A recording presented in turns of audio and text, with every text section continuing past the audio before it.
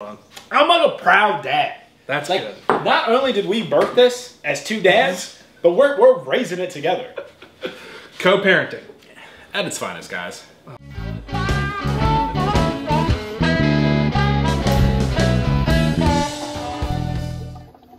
Hey, welcome back, everybody. I'm John. And I'm Zach. Welcome to Whiskey Neck Pour. So today I feel like we have a pretty special treat to me. I've been chasing this bottle for a minute. 1792 Sweet Wheat. Pretty elusive for me. Yeah, especially here in Virginia. I don't actually know if I remember the last time this was available at all. So I've only walked into one liquor store my entire life and seen this, and I passed on it. And was that here in Virginia? No, so it was in Buffalo. I had bought in like millions of dollars worth of liquor at this point, and I just decided that I was going to pass. And I wish I wouldn't have, because I thought I was going to have the other opportunity to buy it, and I never did again. Yeah.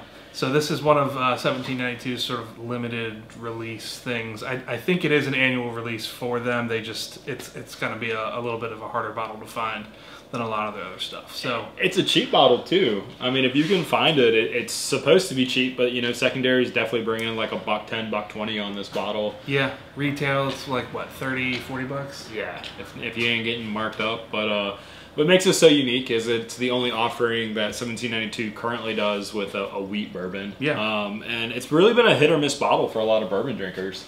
Yeah, I think just sort of looking at some of the reviews that I saw online, people who love wheated bourbons, this is kind of a go-to, but if you're not a big wheated bourbon person, this is probably not something you're going to enjoy a whole lot of. Now, the one thing that we always like to do is we always like to take our neck pour, put it in our infinity barrel, but then we want to come back to it because we're hoping that when it has a little time to breathe, it's going to open up. So while you're doing that, I'll get some glasses ready here. Nice cork pop. Not too bad. Real cork. Yeah. I love 1792's products. They just, quality's there, baby. Yeah. All right, let's put a little wheat in our infinity barrel. While he's doing that, if you haven't had an opportunity to like and subscribe, please do so. It helps us grow the channel.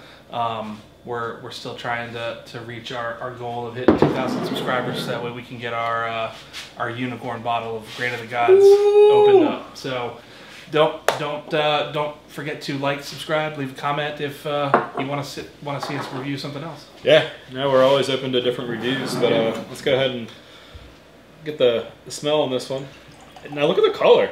Yeah, this is like a real. Well, it's a little bit lighter in the glass than I would have thought. Yeah, on the bottle. It's very light, a little amberish. Yeah, kind of intrigued. It seems kind of thin in the glass. Just sort of looking at it. So I don't think there's an age statement publicly released, but I think it's 8 years on this one. Is it? 8 years which isn't bad. Not at all. It's a decent amount of time. Okay. The nose is real sweet, kind of like vanilla caramel. See, I'm just getting wheat. Like, you can tell this is a wheated bourbon. But I like a wheated. I think it's kind of a unique one. Yeah. You're a big sort of Weller fan too. I'm a Weller fan. I'm becoming a Weller fanboy for sure. You get a chance to take a sip? What you got? Dog. This might be one of the best intros into a wheat I have ever tasted. It is super simple. Wow. Right? But yet it is super flavorful. It's a little light on the heat for me. Yeah. Proof is pretty low, so this sips very easily. Yeah. I don't know what it is about 1792, but for whatever reason, whether it's small batch, I think we tried that 12-year, the bottle to bond. What else do we have back here? Oh god, we got them all. I don't know if we have a full proof that's open. I get a lot of weird floral notes on 1792 stuff. So if you take some of those floral notes from the 1792 and you add it in some sweetness from the wheat, I mean that's what this is. It's very pleasant, and it's just kind of a different. Yeah, this is absolutely one that I would kind of want to introduce somebody that's not 100% familiar with bourbon and be like, hey, this is a good entry point bottle, even though it's not, because it's so hard to get. But this is great. I kind of wish we hadn't opened this, because this is really good. This is something I'm actually I would go through the effort of hunting this down. So this is going to stack pretty high on our list. This is good. This has a real shot at taking down a bottle today on our top 5 wall. So on the palate, Definitely more of like a mid palate sort of vibe for me. It's got like just a lot of sweetness. Those floral notes from 1792, but then there's also like some good caramel notes on it. Oh yeah. It's sweet. It's delicious. And I'll tell you this, I see myself, I'm a big boy, sitting in a big, floaty in the pool, going around. Okay. And I got a glass of this.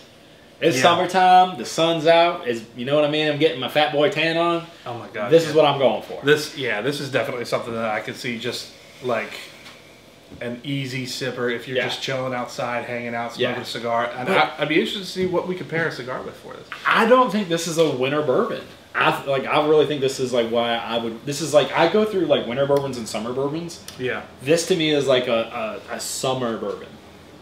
Yeah, definitely kind of has that sort of a feel to it. I think that's because I don't really want to sip on something real heavy on proof. Not during summer. Not during the summer. No, I don't want the gut hair raising out of my chest. This is something that I could put down a decent amount of this. Just kind of hanging out one night, chilling with friends. I'm gonna be honest with you. I think drinking this neat is gonna be the best way to drink this one. Yeah. I think if you ice cube it, you water it, you do anything to it, it's too low of a proof that you're just going to dilute it to a point where like it loses the flavor. Yeah. Well, and here's the thing I'll say. Drink what you want to drink and how you want to drink it, right? So if you prefer to have stuff that's a little watered down or put an ice cube in it, do your thing. So I guess the proof on this is low enough that I don't think you really need to if you were kind of on the fence about it. But drink this straight. Yeah, it's killer. Oh my gosh. Not 10 out of 10, but it is like a solid 8 out of 10 for me. All right. So final thoughts, sort of wrapping up. Is this something you're gonna put the effort for to try to track down? Not only am I gonna put the effort for to track down. I mean, I'm gonna be honest with you. I might have to buy one on the secondary market again. It's that good. Yeah, this is actually one of the few bottles I think would probably be something I'd pay secondary prices for, which I hate saying because the secondary market sucks. This is just, you're never going to find this, especially here in Virginia. Yeah, if you can buy this bottle under 120 bucks, it's worth a buy. It's a great bottle. If you can find it for the price point it's supposed to be, I'm buying the whole case. That's true. And that's why I'm part of the problem. But that kind of brings us to, Zach, is this bottle good enough to kind of take down one of your top 5? All right, so here's what we're gonna do. We are gonna blind this pour up against one of my top 5. So it's gonna be Old Forester 1910, the Blue Run Reflection, Wild Turkey Rare Breed Rye, George T. Stagg, the 2020, or the Blue Run Peanut Butter and Banana. So I'm gonna put on all of our deprivation stuff here. John's gonna have a couple pours for me, and we'll see if I can pick out the winner. I am going to take one from his top, which you guys can see what I'm taking. There's no shame, no hate on this one for me. But just want to keep Zach fair and honest.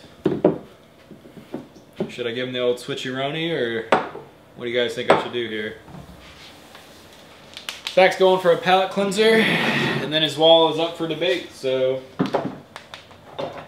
Alright. We're going to see which one is going to win for it. Walk us through what you're smelling here. Okay. A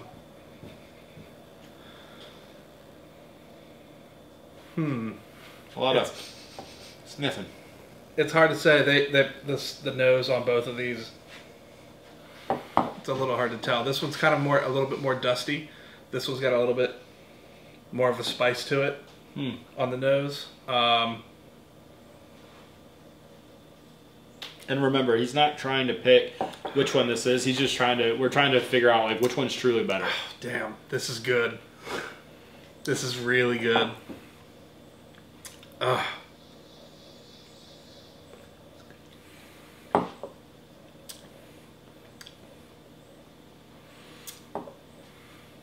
This one.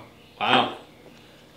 I hate to say it, like I agree with you on this one. I mean, sweet wheat. Is that sweet wheat? Yeah. Yeah. Do you have a guess which one we're taking now? Based on this? Yeah. Now we're really putting them to the test here.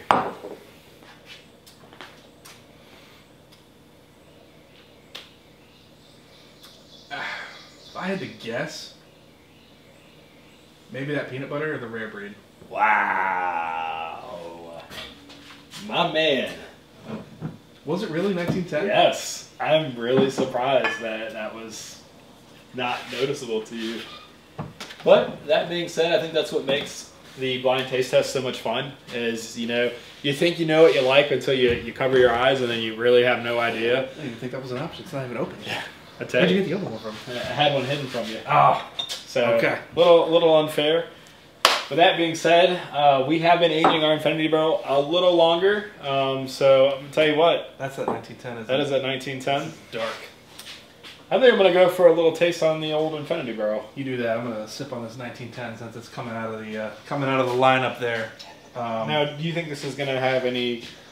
Because it is summer where we are, so this is warming up a little bit. You think this is gonna have any more oaky flavors?